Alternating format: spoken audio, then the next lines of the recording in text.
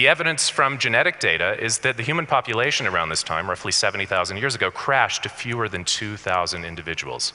We nearly went extinct. We were hanging on by our fingernails. And then something happened. Great illustration of it, look at some stone tools. The ones on the left are from Africa, from around 1 million years ago. The ones on the right were made by Neanderthals, our distant cousins, not our direct ancestors, living in Europe, and they date from around 50 or 60,000 years ago. Basically, there's not a lot of change between these two stone tool groups. The ones on the left are pretty similar to the ones on the right. We are in a period of long cultural stasis from 1 million years ago until around 60 to 70,000 years ago. The tool styles don't change that much. The evidence is that the human way of life didn't change that much during that period. But then, 50, 60, 70,000 years ago, somewhere in that region, all hell breaks loose. Art makes its appearance. The stone tools become much more finely crafted. The evidence is that humans begin to specialize in particular prey species at particular times of the year. The population size started to expand. Probably, according to what many linguists believe, fully modern language, syntactic language, subject, verb, object that we use to convey complex ideas, like I'm doing now, appeared around that time. We became much more social. The social networks expanded.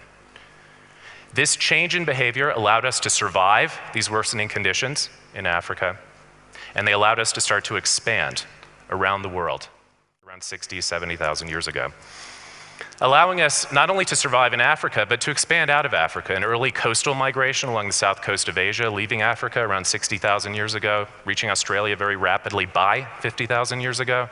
Slightly later migration up into the Middle East. These would have been savanna hunters, animals, hunting the animals on those meat locker savannas, moving up, following the grasslands into the Middle East around 45,000 years ago, during one of the rare wet phases in the Sahara, migrating eastward, following the grasslands, because that's what they were adapted to live on.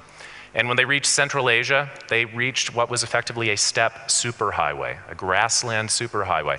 The grasslands at that time, this is during the last ice age, stretched basically from Germany all the way over to Korea, and the entire continent was open to them. Entering Europe around 35,000 years ago, and finally a small group migrating up through the worst weather imaginable.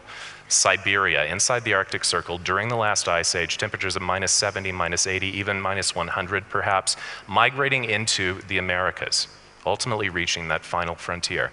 An amazing story, and it happened first in Africa, the changes that allowed us to do that, the evolution of this highly adaptable brain that we all carry around with us, allowing us to create novel cultures, allowing us to develop the diversity that we see on a whirlwind trip like the one I've just been on. Thank you very much.